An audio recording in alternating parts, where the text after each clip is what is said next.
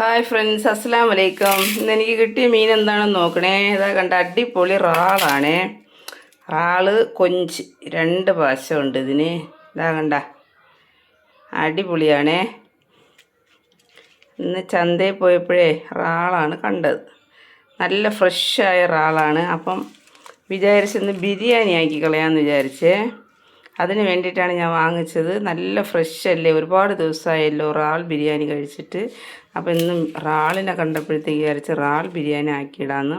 എൻ്റെ ദീനിക്കുട്ടി ഇത്ര നേരം എഴിച്ചിട്ടില്ല, ആൾ നല്ല ഉറക്കമാണ്. റാളെന്നൊന്ന് പറഞ്ഞാൽ മതി, എല്ലാം കൂടെ വലിച്ചു വാരിയിട്ട് എഴിച്ച് വരും. കണ്ട നല്ല ഫ്രഷായിരിക്കുന്നുണ്ട്. എന്നാലും മീഡിയം സൈസ്, വലിയ വലുതെന്ന് പറയാനുമില്ല, തീരെ ചെറുതെന്ന് പറയാനുമില്ല.